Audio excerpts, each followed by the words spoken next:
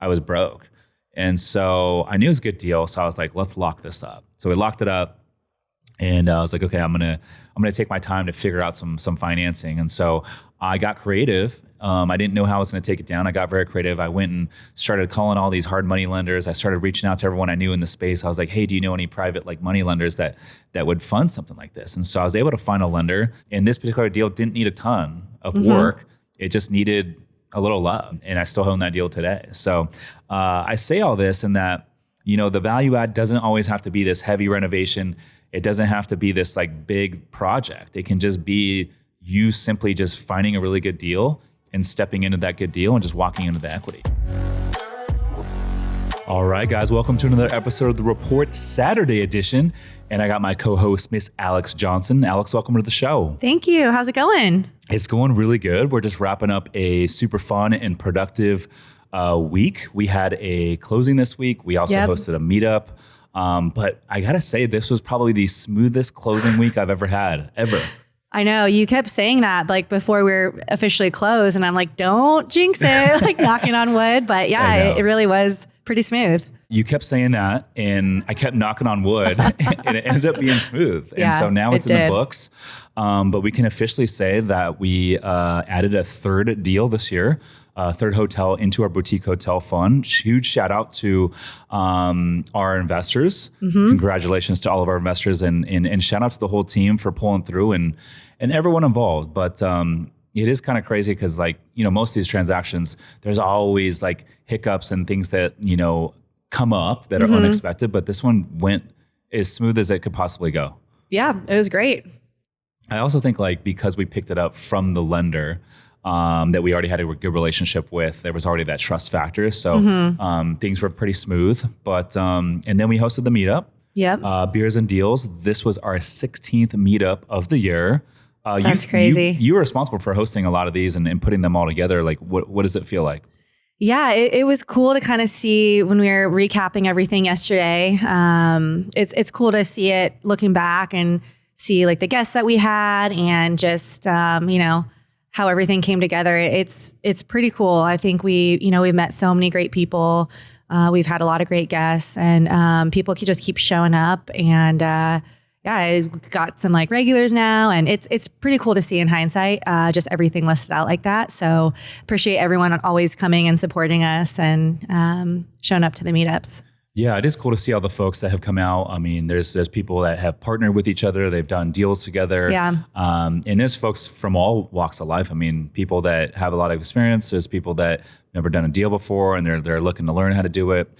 So it's cool to see. But we did host a few meetups this year with some of our podcast guests, which was kind of cool. We hosted one out in Scottsdale at our luxury rental out there, Aberdeen. And that was with Pace Morby. That was fun. We hosted a couple back here, Justin Spalding, Mikey Taylor, Jorge Contreras, to name a few. Yep. So excited for that. And I think next year we'll continue to bring on some guests and kind of pair them with the meetups, which I love doing that. It's fun, Yeah, it's cool to see and just appreciate everyone coming out. And yeah, it's fun kind of lining it up with the guests. I think it adds a little something for them too. They come in, record, and then they're able to kind of let loose a little bit and meet everyone. And it just kind of comes full circle. What would you say your biggest takeaway is of 2023? Just being on the team and just everything that we've been doing to this point. Meetup wise or just everything? Just in general. I mean, it's been a great year. It's crazy to look back. I mean, I think about what we were doing a year ago. I had just started with the team a couple months prior.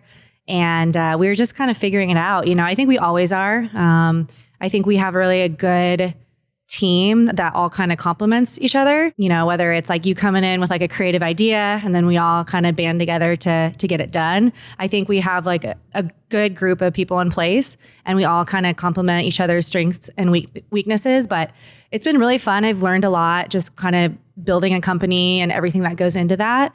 I think it's all stuff that is... it's just been great to learn. And we come in, we're all friends and we're all figuring it out together. So that's what I've enjoyed the most. I think my biggest takeaway is because prior to this, I was buying real estate with a couple old partners of mine. and whenever there was a decision to be made, it was like grueling hours and hours of meetings just to make a decision. And we make thousands of decisions every month, really, if you break it down to all these little ones. And when it takes hours and days and weeks just to make one decision, you're not going to move very fast. And so I think my biggest takeaway is like, being on our own with this dynamic with our team, it's like we can make decisions really quickly and we just go. And, I think it allows us to grow a lot quicker because of that. Yeah, we decide quick, we move quick, and I think that's important, just even if you're unsure, sometimes you just have to decide and go for it. If you're toying around with ideas or just indecisive for so long, then you're never going to get anywhere. So I think that's one thing that we do well together. I agree. And we got one more event tonight. Yep. The Beers and Deals on Wednesday was not our last event of the year, but we got one more tonight. We got a private holiday party for our investors and our mastermind members and some of our closer group here at the Summers Capital HQ headquarters. We got two sushi chefs coming out. We got sushi chefs. I know it's always hard to say. Andrew's trying to schedule a magician. She's really going for that magician. But yeah, it'll be fun. I think back to last year because this is our second year having it here. Last year we were like running around like all crazy, but I think it's just with all the events and everything we've done this year, we have a couple of vendors that we've worked with a few times. So it's like, I don't want to jinx anything, but they're really easy to work with and they make it easy on us. So it's, it's just going to be a fun time just to celebrate with a lot of people who have been like an integral part of our success this year. So I'm excited. I'm excited for the ice sculpture and I'm very excited for this 360 photo booth. I've seen them like on social media, but I've never actually seen it in person. So I'm excited to see what the hype is all about. It'll be fun. Yeah, it's a good, it's fun. It's interactive. So gives us something to do. Yeah. So anyways, that brings us to our topic for today. And I really wanted to hone in on the whole idea of like, how do we add value? How do we create value when we buy real estate? Because, traditionally, when you add value to real estate, you're often buying tired properties, you're renovating them, you're making them nice. And then because you're making them nice, you're able to increase rents, you're able to increase income, ADR, occupancy, and that sort of thing. And because a lot of commercial real estate is derived by the income that it spits out, or if you're investing in single family stuff and let's say fix and flips, people are willing to pay more for a product that's newly renovated and looks nice, right, with nice finishes. And so that is one way to add value. That is the traditional way. Another way to add value is to implement better operations. A lot of, properties out there can be underperforming because they don't have the right management system in place. They're not using the right technology. They're not using the correct marketing. And so that's another, popular or common way to add value. There's a bunch of other little ones, but with this deal that we just closed on, this is a prime example. Yep. It's a 2021 built deal.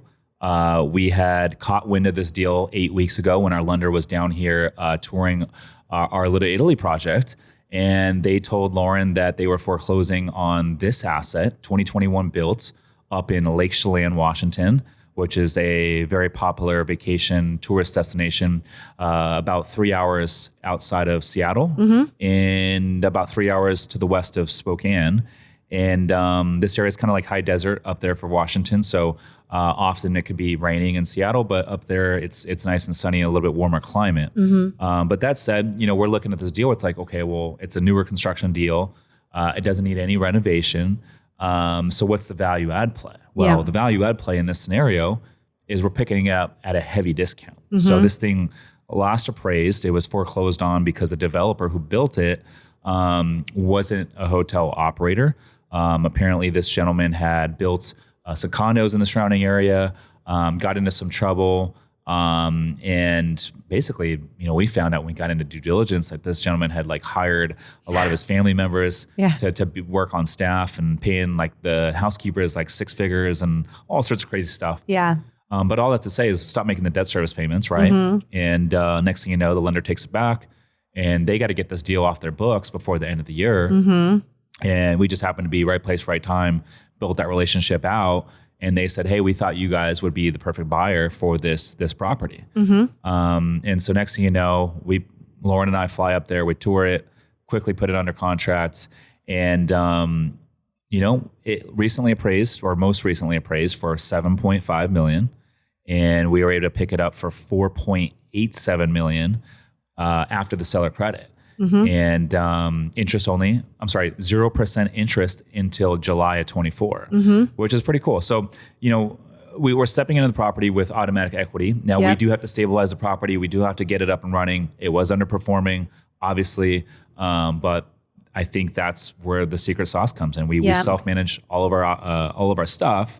And so it allows us to come in, walk into some equity. All we got to do is, implement some good operations, implement some good marketing, really pay attention to the revenue management, and get this thing cash flowing. And so once we can do that, I think, the play here really 18, 24 months in is either sell for a really nice profit. Our investors will make out nicely, or we refi. This is a lot of it's going to depend on where the rates are come 2 years from now, or we refi into some perm debt, pull some money out and hold this thing long term. So really we got a couple strategies here, and a lot of it will depend on how this property is performing, but also where the interest rate environment is come 18 to 24 months from now. Yeah, I'm excited to see, what happens with it. I know the girls were up there and they already have like a bunch of different ideas, and, they'll obviously crush it with the operations, but I'm excited to see where it goes. I think, that's maybe another reason it went so smoothly. They were pretty motivated to get this off their books this year. So good for us, smooth sailing, but it's a good looking asset. Yeah, no, it is. And people, listening might be wondering, well, how come the lender is able to sell this deal to you guys for so cheap? Well, the reason is most of these lenders, when they lend on these assets, they're only lending for a percentage of what the value is. And so when this thing appraised for $7.5 million, their loan amount on that 7.5 was probably closer to like 4.5, maybe $5 million on the high side, probably closer to 4.5. So now they're only in on this deal for 4.5, and then that's how they're able to sell it to us for 4.87, right? They're not hotel operators. They're not trying to be, investors. They're good at what they do, and that's lending, right? And so for them, they just really want this thing to be successful. Essentially, they're kind of our partner because they're basically providing the financing for us for 2 years, but they want it to go successful because they don't want to take it back again, right? Yeah. And so, going in, I told the team, I was like, look, let's make this transaction as smooth as possible for them because, if it goes smoothly, I want to be first in line to pick up some of their other product that goes bad in their portfolio. Yeah. Yeah. There's definitely an alignment of interest there with them. And I think just that relationship and like nurturing that and, keeping that relationship strong is going to be super important. So, it worked out. It was a kind of right time, right place type of thing, but just, you never really know where those relationships will lead. So. Yeah. I picked up one other deal in my real estate career that was similar to this.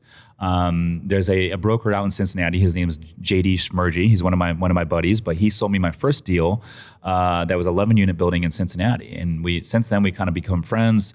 Super cool dude. We're about the same age. I was like brand new in real estate investing. He was kind of new to the brokerage side. And so we just became friends. We kept in touch, and we just kind of hit it off from the jump. But he hits me up like a year later, and he's like, "Hey, dude," he calls me. He's like a random, like, I think it was like during COVID. I think everyone was on lockdown, but he gives me a ring. He's like, "Hey, dude, I got this deal that is a really good deal, and you should look at it." This uncle had owned this deal. It was an 8-unit apartment building on the north side, on the south side of Cincinnati, which is the Kentucky side. But it's northern Kentucky in an area called Covington. So it's Cincinnati MSA, but it's on the Kentucky side. The Ohio River kind of splits Cincinnati, right? And he's like, "Hey, this uncle owned this deal for 30 years, took really, really good care of the property. The dude's retiring. He's gifted this property to his nephew for $200,000. No, I'm sorry, for $130,000. That's what it was. For $130,000, he gifted this property to his nephew, and his nephew wanted nothing to do with this property. And so he's like, just wanted to make a quick buck and sell it. So somehow JD gets a hold of this nephew. He's like, "I'll sell it for you." So next thing you know, they want to sell the deal for $200,000. This is 8 units in Cincinnati. And at the time, I remember like I had just like, I didn't have any money. I just bought like a couple deals. I cashed out my 401k, and I was like, I was broke. And so I knew it was a good deal. So I was like, let's lock this up. So we locked it up. And I was like, okay, I'm gonna take my time to figure out some financing. And so I got creative. I didn't know how I was gonna take it down. I got very creative. I went and started calling all these hard money lenders. I started reaching out to everyone I knew in the space. I was like, hey, do you know any private like money lenders that would fund something like this? And so I was able to find a lender. And shout out to Amy. I'm not going to say her last name, but you know Amy. And this is the first deal I did with her. And now she's done a bunch of stuff with me, which is really cool. And we have a great relationship. But I went to Amy and I said, hey, like this thing is worth a lot more than what I'm picking it up as. Will you finance like the entire thing? It's worth a lot more. And I'll just refi you out. And turns out she ended up doing the loan. The appraisal came in way above that. She financed it. And this particular deal didn't need a ton of work.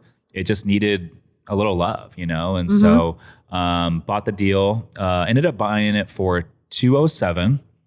She financed $200,000. So I got it for $7,000 down. There's an 8-unit apartment building for $7,000 down plus the closing costs. And fast forward to like, I think 12 months later, we did a nice refi. This thing appraised in the 400s, and I pulled out a new loan for I think $320,000. So I pulled out like $100 and something thousand, and I still own that deal today. So I say all this in that, you know, the value add doesn't always have to be this heavy renovation. It doesn't have to be this like big project. It can just be you simply just finding a really good deal and stepping into that good deal and just walking into the equity. Yeah, that's a great point. Shout out Amy. Yeah.